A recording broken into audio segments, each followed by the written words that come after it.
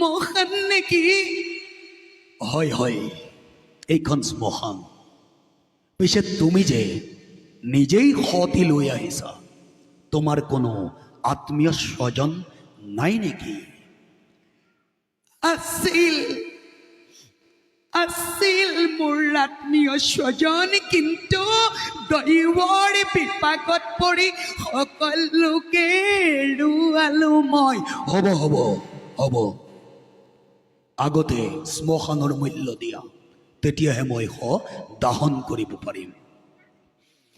হে চান্দাল, মোৰ হাতত যে এটাও মুদ্ৰা নাই।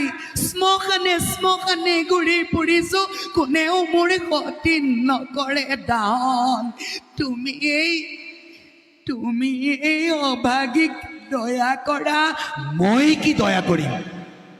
মোৰ প্ৰভুৰ আদেশ, শ্মশানৰ মূল্য নোহোৱাকৈ মই কোনো দাহন কৰিব নোৱাৰো। তুমিও তেন্তে এই অভাগীক দয়া নকৰা? কাশীনাথ, তোমাৰ সাক্ষাততে ধনৰ অভাৱত নিজ পুত্ৰক মই গংগাৰ জলত দিম বিসৰ্জন। ৰবা নাৰী, কি কৰা? ময়েই দাহন কৰিম তোমাৰ পুত্ৰক, কিন্তু ইয়াৰ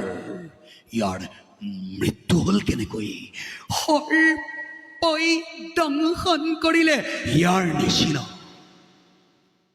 নিচিনা এটা পুত্ৰ মোৰো আছিল। দৈৱৰ বিপাকত পৰি পুত্ৰ পত্নী সকলোকে হেৰুৱালো মই। মোৰ পত্নীৰ দৰে পতিব্ৰতা তিৰোতা আজিলৈকে মই কাকো দেখা পোৱা নাই। চান্দাল, ৰাতি প্ৰায় শেষ হৈ আহিছে। পুৱাৰ আগত ঘূৰি যাব লাগিব। যদি তোমাৰ অন্তৰত দয়া উপজিছে, সোনকালে সতি কৰা দাহন। হ'ব দেৱী, নাকান্দিবা। দিয়া, সতী মোৰ ফালে আগবঢ়াই দিয়া।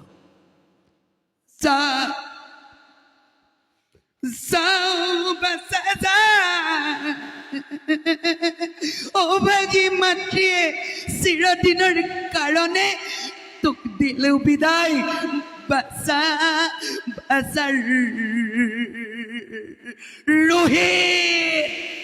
ৰোহিত, ধন্যবাদ দিছোঁ সকলোকে, ধন্যবাদ জ্ঞাপন কৰিছোঁ।